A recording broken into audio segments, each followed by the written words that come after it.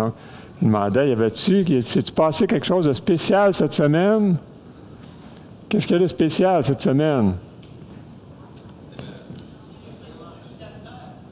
Comment? Oui, aussi. Oui. Ben, oups, là, je n'ai pas le contrôle, Sandra. Oups, un petit peu. Hein? Début de la campagne électorale cette semaine? Mais non, on ne va pas parler de ça. Effectivement. On va parler de la fête des mères ce matin. On va parler des mamans. J'ai trouvé un texte qui nous parle des mamans. Puis juste avant de commencer, j'avais une petite histoire pour vous. Je vais vous raconter une histoire pour vous mettre un petit peu dans le contexte. C'est un prédicateur qui a raconté l'histoire suivante. Il dit un jour, il était allé visiter une famille et il avait été interpellé lors de cette visite. C'était un enseignant, son épouse. Il y avait deux adolescents dans le milieu de l'adolescence, donc probablement autour de 14, 15, 16 ans, là, autour de ça. Et immédiatement en entrant dans la maison, il a senti l'atmosphère de la maison. Hein. C'était évidemment une famille chrétienne. On se sentait bien, on était bien accueillis. C'était vraiment agréable. Par contre, une chose qu'il a remarqué, c'est que le tapis du salon, il était en lambeaux. Il y avait même des trous dedans.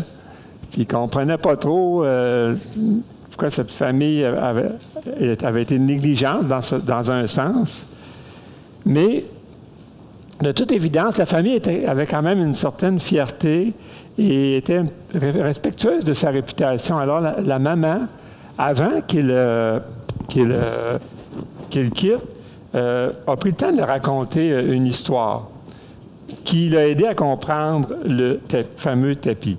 Elle dit un jour, par une journée pluvieuse, il y avait 6 jeunes adolescents dans la maison qui étaient en train de jouer dans le salon.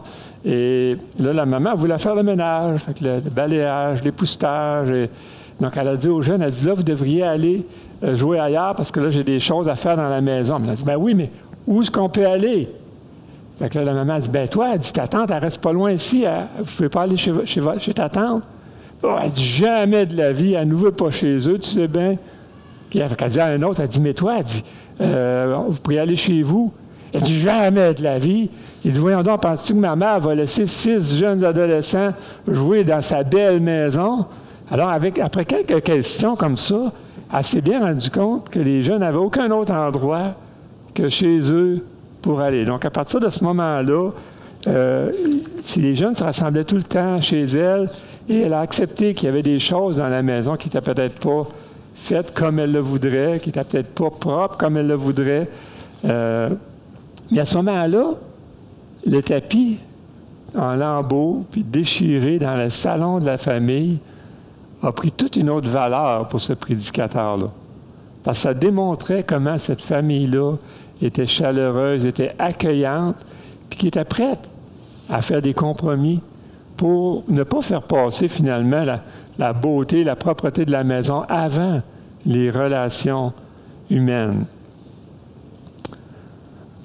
Finalement, le tapis avait été usé en accueillant les garçons et en faisant d'eux finalement des témoins de l'amour de Dieu.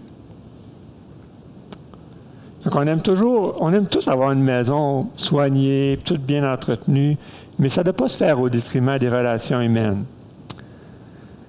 Le texte qu'on va regarder ce matin nous enseigne, j'avais quelques images justement de l'histoire de salon, là, nous enseigne ce qui fait d'une femme une personne si extraordinaire. On va tourner ensemble dans le Proverbe 31. Vous pouvez le tourner avec moi. Je sais que c'est un passage, peut-être que les dames disent « Oups, quelqu'un m'a dit ce matin, tu ne nous ménages pas. » Mais je veux qu'on prenne le temps de le regarder ensemble. C'est tellement un beau texte. Et peut-être pour s'aider un petit peu, je vais demander à Sandra de nous mettre l'enregistrement avec un petit fond musical, là. Donc, vas-y, on va lire ensemble. Proverbe 31, on va le lire au complet.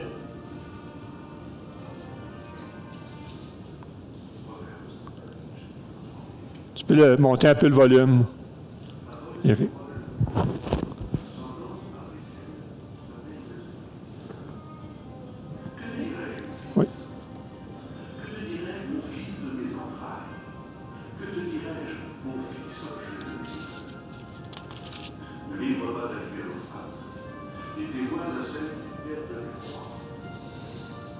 Ce n'est point au roi de buvette, ce n'est point au roi de boire du vin, ni au prince de rechercher les liqueurs fortes. Le peuple, en buvant, il oublie la loi et ne reconnaissent les droits de tous les malheureux. Donnez des liqueurs fortes à celui qui périt, et du vin à celui qui a la lecture dans l'âme. Et voilà, et oublie sa pauvreté, et qu'il ne se souvient plus de sa peine. Ouvre ta bouche pour la cause de tous les délices. Ouvre ta bouche, juge avec justice, et défends le malheureux et l'indigent. Tu peux trouver une femme vertueuse, elle a bien plus de valeur que les terres. Le cœur de son mari a confiance en elle, et les produits ne lui feront pas défaut. Elle lui fait du bien et non du mal tous les jours de sa vie. Elle se procure de la laine et du lin et travaille des mains joyeuses. Elle est comme un navire marchand, elle amène son pain de joie. Elle se lève lorsqu'il est encore nuit, et elle donne la nourriture à sa maison et l'attache à ses servantes. Elle pense à un champ et à la pierre. Du fruit de son travail, elle plante une vigne. Elle scinde de force ses mains et elle affermit ses bras. Elle sent que ce qu'elle gagne, sa lampe ne s'éteint point pendant la nuit. Elle met la main à la quenouille et ses boîtiers le faisant. Elle tend la main au malheureux, elle tend la main à l'indigent. Elle ne craint pas la neige pour sa maison, car toute sa maison est vêtue de cramoisis. Elle se fait des couvertures, elle a des vêtements de femme et de pauvre. Son mari est considéré aux portes lorsqu'il siège avec les anciens du pays. Elle fait des chemises et des ventes, et elle livre des ceintures de marchands. Elle est revêtue de force et de gloire, et elle se rit de la vie. Elle ouvre sa bouche avec sagesse, et des instructions aimables sont sur sa langue. Elle veille sur ce qui se passe dans sa maison, et elle ne mange pas le pain de paresse. Ses fils se lèvent et la vie heureuse, son mari se lève, et tout va bien. Plusieurs filles ont des conduites vertueuses, mais toi, tu les surpasses toutes. La grâce est pompeuse et la beauté est vaine. La femme qui craint l'Éternel est celle qui sera louée. La récompense est là, le fruit de son travail, et qu'au bord de ses œuvres vaines. Hey, quel texte. On va juste se courber avant d'entreprendre l'étude. Oui, Seigneur, on veut te remercier pour ta parole. Merci pour chacun des passages qui sont tous aussi merveilleux, plus merveilleux les uns que les autres, Seigneur Dieu. Il y a tellement à apprendre à travers ce passage. Je te prie de, ce matin, premièrement, préparer nos cœurs à recevoir ce que toi, tu as à nous dire. Dans ta grâce, utilise-moi pour bien communiquer. Et Seigneur Dieu, ma prière ce matin, c'est que chaque maman, chaque femme ici puisse être encouragée, édifiée, fortifiée par le texte de ce matin. Et Seigneur, pour nous, les hommes aussi, sensibilise-nous, Seigneur, à cette richesse. En Jésus, on veut te prier. Amen. Donc, le Proverbe 31, c'est reconnu pour être celui qui décrit la femme vertueuse. Bon, certains parlent aussi d'une femme de qualité, une femme de valeur, ici, comme dans la diapositive, une femme vaillante, la femme parfaite. Quoi? C'est intéressant, quand on commence au verset 1, on voit que c'est une femme qui a dit ces paroles-là. Ces paroles-là sortent de la bouche de la mère du roi Lémuel. Donc, on ne peut pas l'accuser d'être misogyne, si on veut, puis d'avoir une haine des femmes. Elle est elle-même une femme, et voilà les conclusions auxquelles elle en est venue par rapport aux femmes.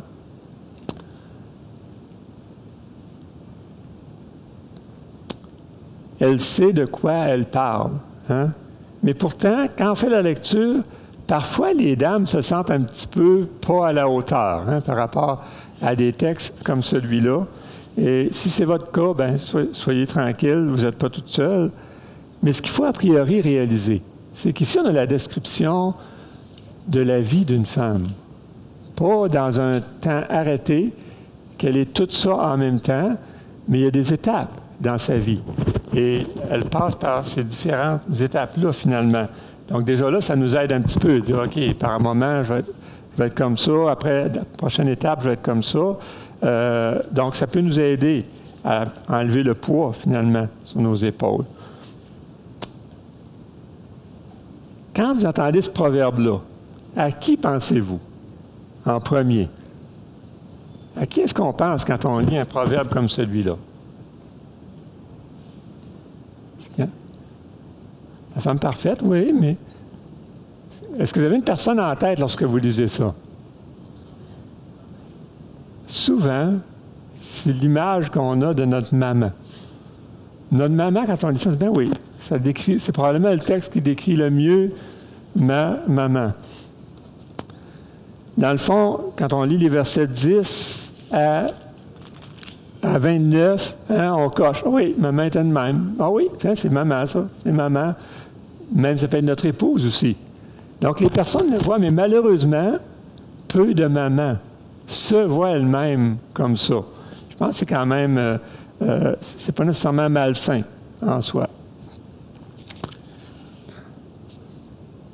Je crois par contre que les versets 30 et 31 du Proverbe sont le point culminant.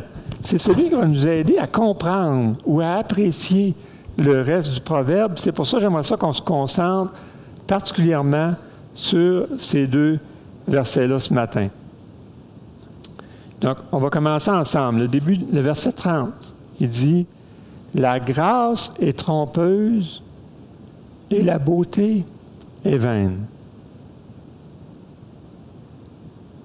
Pourquoi en temps normal, comme on le disait tout à l'heure, on voit cette femme vertueuse-là chez notre maman?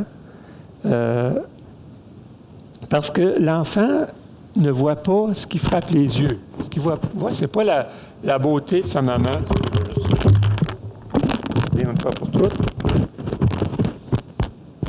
Ce n'est pas la beauté physique de sa maman. Ce que l'enfant voit, c'est le cœur de sa maman. Et il est bien placé pour ça parce qu'il a vécu toute sa vie avec elle et il peut parler en connaissance de cause. Il voit sa beauté intérieure, finalement. La beauté de son cœur. Et même si sa maman a 90 ans, habituellement, il y a des exceptions à cause du péché, évidemment, mais habituellement, ça va toujours être la plus belle femme du monde pour un enfant. Un enfant qui peut être adulte, évidemment, quand ta mère a 90 ans, là, tu n'es plus un enfant bébé, mais tu es quand même son enfant. Messieurs, quand vous choisissez une femme, si votre seul critère, c'est sa beauté physique, extérieure, qu'est-ce que vous allez aimer encore chez cette femme-là lorsqu'elle va avoir 90 ans? Parce que le texte nous dit, la beauté est vaine. La beauté, c'est quelque chose qui passe. C'est là aujourd'hui, mais est-ce que ça va être encore là demain? J'avais mis quelques images de vedettes sur... c'est des vedettes de télé avant et aujourd'hui. Donc, hier et aujourd'hui. Puis, remarquez que chacune d'elles a été retouchée, puis a été même arrangée, là. Mais c'est, disons, comme 40 ans plus tard, à peu près, là, de comment la beauté peut, à un moment donné, s'effacer. Je ne dis pas que ces femmes-là ne sont pas belles, mais si c'était juste l'apparence physique que j'aimais chez une personne, quand elle est rendue à ces âges-là, 70, 75, 80 ans, est-ce que je vais aimer encore cette personne-là? Donc, ce qui se voit à l'extérieur est éphémère, premièrement. Deuxièmement, ce qui est bon, donc la crainte de l'Éternel, dans son cœur, ça va demeurer. Quand on considère la liste impressionnante de toutes les choses que fait la femme vertueuse, comme on l'a dit tout à l'heure, la plupart des femmes se disqualifient après quelques versets, là. C'est pas long habituellement. Par contre, c'est ça, oublions jamais que c'est la description d'une vie. D'une vie lorsqu'on regarde dans son ensemble. J'aimerais ça qu'on prenne quand même le temps, quelques minutes, juste pour s'arrêter sur cette liste. Juste la survoler un petit peu ensemble. Donc, à partir du verset 10, on va survoler ces versets-là. Puis, je vais regarder un petit peu la richesse, qu'est-ce que ça peut vouloir dire. Hein? Qui peut trouver une femme vertueuse, elle a plus de valeur que les perles. Au verset 11, le cœur de son mari a confiance en elle. Donc, elle a gagné la confiance de son mari par son attitude, probablement. Elle est fidèle, elle s'occupe de ses choses, elle n'arrive pas à m'emmener, puis il n'y a plus de lait, elle avait pensé à ça. C'est plein de choses mais elle a gagné par des petites choses la confiance, et son mari ne s'inquiète pas, ne demande pas ou probablement qu'il va lui laisser la bourse, puis garde, occupe-toi de ça, puis il ne s'inquiète pas qu'elle aille acheter des sacoches à 500 $. Non, son mari a confiance, puis garde, fais ce que tu veux, je sais que ce que tu vas faire, ça va être bien. Donc, c'est quand même tout un élément. Ensuite, les produits ne feront pas défaut. Donc, chez elle, il manque de rien. Il n'y a rien qui manque dans les tiroirs, il n'y a rien qui manque dans le garde-manger. Tout est là quand on en a besoin. Ensuite, au verset 12, elle lui fait du bien et non du mal tous les jours de sa vie. Ça, c'est peut-être l'exception, je dirais ici.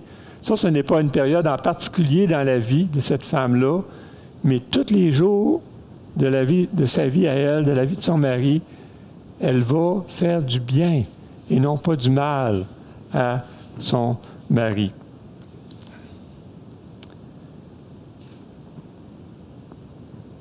Verset 13, elle sera procureuse du lin et de la laine et travaille d'une main joyeuse. Elle le fait même dans la joie. Son travail est fait dans la joie.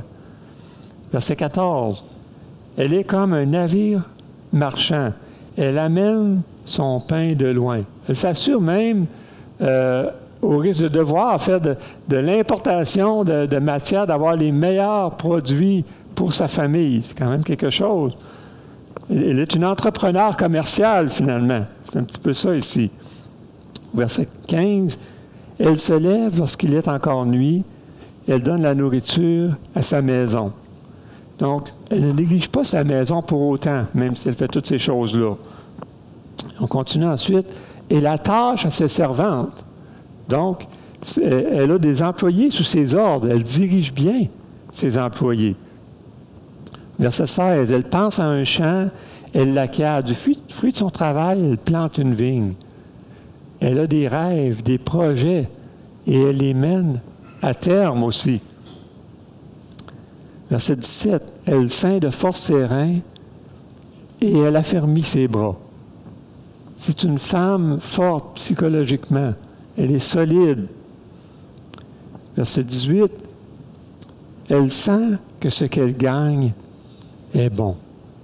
Donc là, il y a une certaine fierté, puis ce n'est pas de l'orgueil. C'est une réalité. Elle voit ce qu'elle fait, puis elle voit que c'est bon, ce qu'elle fait. Sa lampe ne s'éteint point pendant la nuit. Là, il faut se transporter, là, il y a peut-être 3000 ans. À cette époque-là, une maison où il n'y avait pas de lumière pendant la nuit, c'est une maison où vivait une famille pauvre. Il n'y avait pas les moyens d'avoir de la lumière. Mais elle veillait même à la réputation de sa maison. La lampe ne s'arrêtait pas, même pendant la nuit. Verset 19. Elle met la main à la quenouille et ses doigts tiennent le fuseau. C'est une artisane. Elle fait de belles choses de ses mains. Elle est habile. Verset 20. Elle tend la main au malheureux. Elle tend la main à l'indigent. Elle est généreuse pour autrui. Elle prend soin des plus pauvres, des démunis. Versets 21 et 22. Elle ne craint point la neige pour sa maison, car toute sa maison est vêtue de cramoisie. Elle se fait des couvertures, elle a des vêtements de fin lin et de pourpre. Elle n'est pas prise au dépourvu. Sa famille est bien équipée. Elle est prête à faire face aux imprévus. Verset 22, évidemment, elle fait des couvertures, des vêtements de fanin de pourpre. Son mari est considéré aux portes lorsqu'il siège avec les anciens du pays. Là, c'est un petit peu le contraire de ce qu'on entend. Hein? Hey, ça, c'est la femme du pasteur. Non, non, non, non. Hey, c'est le mari de Suzy, celui-là. Là. Hey, lui, là, c'est le mari de Maryse. Là. C'est son mari. Donc, on reconnaît cette femme-là, puis non seulement ça, mais son mari en obtient finalement de la gloire. Wow! Hey, es-tu béni, lui? C'est lui, son mari. Puis, c'est dit qu'il est... il est considéré. Il est considéré par les autres à cause même de son épouse. Et on pourrait continuer, mais au verset 26, elle ouvre la bouche avec sagesse et des instructions aimables sont sur sa langue. Donc, certainement, ça, déjà, ça nous parle d'une femme qui a une certaine maturité. Donc, c'est possible que ce soit une femme mature à ce moment-là, mais même ce qui sort de sa bouche, c'est beau, c'est agréable, ça fait du bien. Donc, c'est quand même quelque chose, hein? C'est un petit peu loin en même temps du foyer qu'on s'imagine, hein? La maman qui est juste dans la maison, qu'on ne voit jamais sortir, on s'imagine c'est pas ce que le texte nous dit ici. C'est une femme qui a des projets, qui a de l'ambition, qui a des capacités même de gérer du personnel. C'est ça qui est décrit ici, là. Hein? Qui se reconnaît ici? Hein, mesdames, qui peut lever la main et dire « ça, c'est moi, c'est moi ». Non, hein? Qui reconnaît sa maman, par exemple? Moi, je reconnais ça, c'est le genre de maman que j'ai eu. Effectivement. Vous allez concéder comme moi que pour avoir de telles qualités, ça doit venir du Seigneur. Le Seigneur doit avoir équipé la personne pour pouvoir accomplir toutes ces choses-là. Sinon, ce fardeau-là est inhumain. C'est trop lourd sur les épaules d'une femme. Pourtant, une femme, le texte nous le disait, hein, c'est fait fort. On l'a vu pendant la COVID, hein, messieurs. Une chance que notre femme était là pour prendre soin de nous autres. Et que ça n'a pas été facile, hein? Mais c'est vrai. Les femmes, c'est fait fort. Puis, mais de toute façon, on dit, hey, c'est lourd sur les épaules d'une femme. Mais il y a une chose qui englobe et qui surpasse même toutes ces qualités, qui passe l'épreuve du temps même, c'est la crainte de l'Éternel. La crainte de l'Éternel. Qu'est-ce que ça veut dire, la crainte de l'Éternel? Est-ce que ça veut dire que les femmes ont peur de Dieu? Mais certainement pas. C'est pas ça que ça veut dire. En fait, la crainte de l'Éternel, c'est une forme de respect, une forme très haute de respect envers Dieu. C'est d'ailleurs le lien, le dénominateur commun de tout le livre des Proverbes. Et quand on fait un petit survol du livre des Proverbes, on voit au verset 7 que la crainte de l'Éternel, c'est le commencement de la sagesse. Chapitre 8, c'est la haine du mal. Chapitre 10, la crainte de l'Éternel augmente les jours. 14, la crainte de l'Éternel est une source de vie. Chapitre 16, la crainte de l'Éternel, par elle, on se détourne du mal. Chapitre 19, la crainte de l'Éternel mène à la vie. Chapitre 22, la crainte de l'Éternel est comme... elle a comme fruit la richesse et la gloire et la vie. Donc, c'est quand même quelque chose, mais tout le livre des Proverbes nous enseigne à propos de la crainte de l'Éternel. Et finalement, ce que le texte nous dit ici, c'est que cette femme-là met en pratique ce que le livre des Proverbes nous dit. On a déjà une meilleure idée d'abord de ce que le roi Lémuel avait à la pensée lorsqu'il a écrit une telle phrase. Dans le fond, en 2022, on pourrait dire que c'est une femme qui est née de nouveau, parce qu'on est sous la Nouvelle Alliance, évidemment, mais en qui vit le Saint-Esprit. Le Saint-Esprit a la liberté de la transformer à l'image de Jésus-Christ. Dans le fond, c'est ça, la femme vertueuse aujourd'hui, dans la nouvelle ère, depuis la venue de Jésus-Christ. Alors, d'avoir la crainte de l'Éternel, c'est de vivre une relation tissée, serrée avec Jésus-Christ, avec notre Seigneur. de placer notre confiance dans lui, d'avoir confiance dans sa souveraineté, dans sa bonté, mais aussi de suivre ses instructions.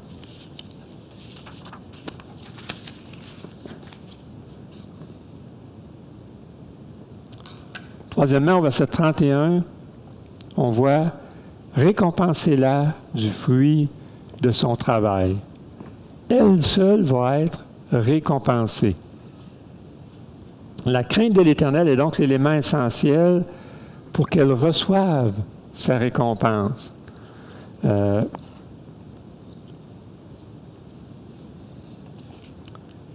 elle a cette attitude, tous vont la reconnaître à sa juste valeur, finalement. Et ici, c'est en même temps une exhortation pour nous, les maris et les enfants de ces femmes-là, de lui démontrer notre appréciation. Comment on apprécie ces personnes-là? Par des gestes concrets, des gestes significatifs. Ça peut être peut-être d'aller les voir aujourd'hui, d'aller les visiter, leur dire comment on les aime, comment on apprécie ce qu'elles font. Et finalement, qu'aux portes ses œuvres la louent. Elle seule sera l'objet de l'admiration publique. En plus de la reconnaître, ses enfants vont en parler autour d'eux. Ils vont vanter ses mérites dans le voisinage. Ou même les personnes qui vont la côtoyer vont la vanter aussi. La rumeur va se répandre comme une traînée de poudre. Dès qu'on entre dans la ville, quand tu parles aux portes de la ville, c'est à l'entrée de la ville. Dès qu'on entre dans la ville, c'est « Non, mais avez-vous remarqué notre voisine? Hey, je suis-tu contente qu'elle soit dans le quartier? Vous devriez la voir travailler. Oh, c'est-tu beau ce qu'elle fait? Vous devriez l'entendre parler. Oh, que c'est-tu beau ce qu'elle dit? Hein? » C'est comme un cœur sur deux pattes, finalement. Je vous le dis vrai comme je suis là. Voilà les rumeurs qui courent par rapport à cette femme-là. Le genre de choses qu'on entend d'elle. Quand on parle de son tapis de salon, c'est pas pour la mépriser, mais au contraire, c'est pour vanter comment elle est accueillante, comment elle a à cœur les jeunes, puis qu'elle accepte qu'ils viennent jouer dans son salon, puis peut-être des fois elle brise des choses, use le divan, le tapis. C'est pas grave, parce que pour elle, les gens sont importants. C'est une personne qui est altruiste, finalement, qui a à cœur les jeunes. Elle ne fait pas passer sa réputation avant ces jeunes-là. Donc, mesdames, je vous demanderais, où en êtes-vous dans tout ce processus-là? Hein? Est-ce que vous êtes sur ce chemin-là? Est-ce que quand vous lisez un texte comme celui-là, ça vous décourage? Je sais qu'il y en a, je ne sais pas si quelques-unes parmi vous le font, il y en a qui ont pris l'habitude de lire un proverbe par jour. Il y a 31 proverbes, donc on peut faire un jour par proverbe. Et évidemment, le premier, on lit le proverbe 1 quand on est rendu le 7 aujourd'hui. On est le 8 aujourd'hui. Le 8, on lira le proverbe 8. Je ne sais pas, mesdames, s'il y en a qui font ça, si vous êtes contentes quand il y a juste 30 jours ou 28 jours dans le mois, de « Oups, je vais m'en sortir pour ce mois-ci, peut-être. »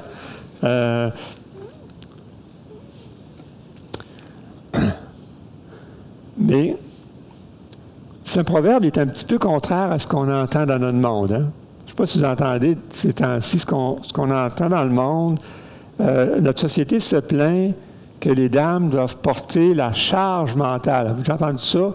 La charge mentale de la famille, c'est pas juste, c'est pas correct, puis on doit se partager ça. Si vous vous demandez c'est quoi la charge mentale, là, moi je vous dirais, lisez le Proverbe 31. Je pense que c'est la meilleure description que vous pouvez faire. C'est quoi la charge mentale dont le monde se plaint aujourd'hui.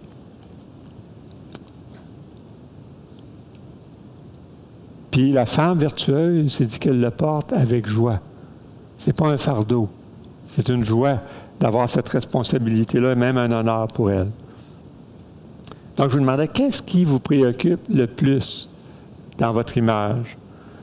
Est-ce que c'est vos beaux cheveux tressés? Est-ce que c'est votre maquillage qui a peut-être un petit peu coulé aujourd'hui. Peut-être l'odeur que vous dégagez avec votre parfum de Grand Prix, hein, que vous avez payé bien cher.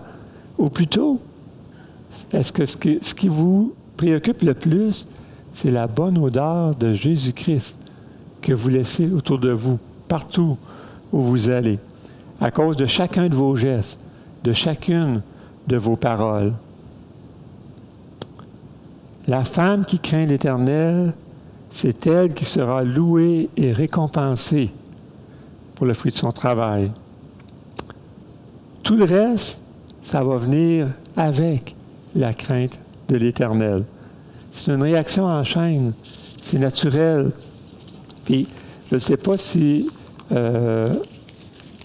remarquez dans le fond, ce qu'on dit, c'est que la femme vertueuse, c'est une femme qui est tournée vers le Seigneur. Une femme qui est en train d'adorer Dieu, qui est tournée vers Dieu, qui veut servir Dieu, qui veut lui plaire. Puis cette femme-là, c'est elle qu'on va regarder finalement. Puis qu'est-ce qu'on va admirer en elle? C'est qu'elle se tourne vers Dieu. Fait que la gloire revient toujours au Seigneur finalement avec elle. Donc, il faut toujours regarder un texte dans son contexte. Et le contexte des Proverbes, c'est la crainte de l'Éternel. Ça revient tout le temps à ça. Et tout ce qu'on a lu ce matin, ces critères, si on peut dire, d'une femme vertueuse, ça va aller avec la crainte de l'Éternel. Ça va aller en pratiquant, finalement, ce que le livre des Proverbes nous enseigne. Un autre texte que j'aimerais qu'on lise ensemble pour se remettre dans le Nouveau Testament, c'est 1 Pierre 3. On connaît ce texte-là.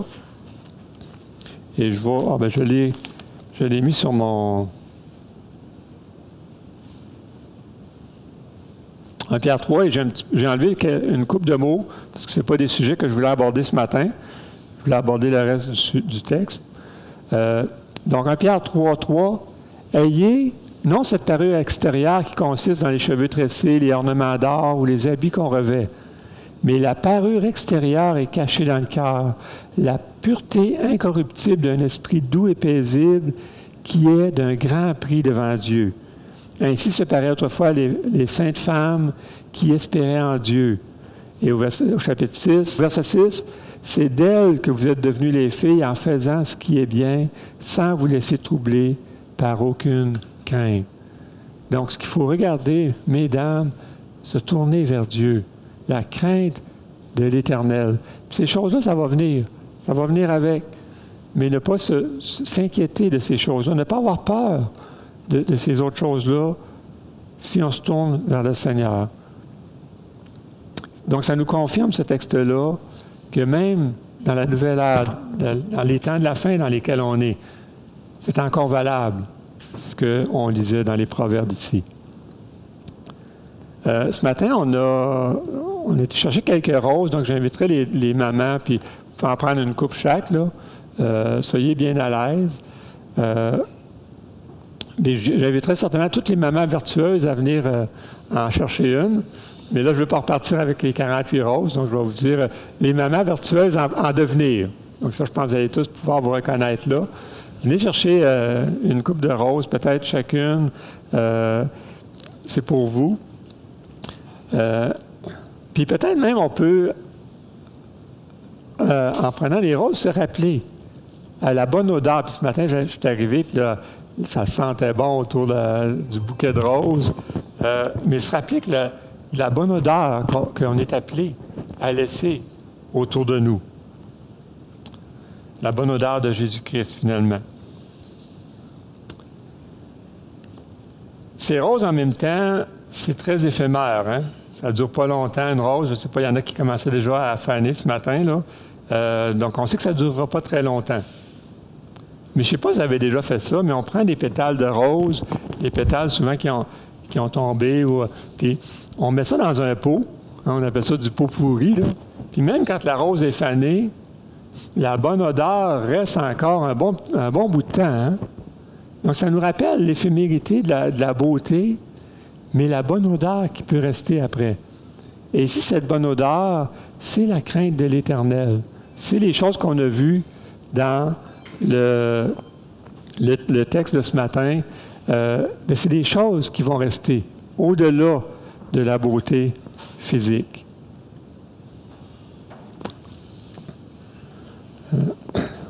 Des choses qui ne seront pas finalement oubliées demain. On va se courber. Et oui, Seigneur Dieu, premièrement, on veut te dire merci pour chacune de nos mamans, chacune de nos épouses, chacune des femmes qui est ici, Seigneur, ce matin. On veut te dire combien on les apprécie, Seigneur, et surtout combien on apprécie la crainte de l'Éternel qui est en elles, Seigneur. Merci de ce que tu as fait d'elles des femmes si belles, parce que ce qu'on voit en elles, c'est une partie de toi, Seigneur Dieu. Merci pour cette bonne odeur qu'elles dégagent par leur attitude, Seigneur, leur crainte de l'Éternel. Et Seigneur Dieu, certainement, je veux te prier qu'on soit des personnes reconnaissantes aujourd'hui, qu'on puisse dire notre appréciation pour ceux qui ont encore leur maman, ceux qui ont encore leurs épouses autour d'eux. Seigneur, qu'on puisse leur dire combien on les apprécie, combien on les aime, et que cette journée soit une journée de se réjouir et de ce que toi, Seigneur, tu nous as donné, ces mamans-là. C'est de toi, Seigneur, finalement, qu'on veut dire merci en bout de compte, et de ce que toi, tu as fait d'elles, ce qu'elles sont aujourd'hui. Donc, gloire à ton nom, et c'est en Jésus-Christ qu'on veut te prier. Je te prie d'aider ces mamans-là aussi à devenir ces femmes vertueuses qu'on a lues dans le texte, que ce ne soit pas un poids sur leurs épaules, mais un réconfort. C'est vers là qu'elles se dirigent, Seigneur, et qu'elles te cherchent, toi, qu'elles te craignent, toi, par-dessus toute chose. En Jésus, on veut te prier. Amen.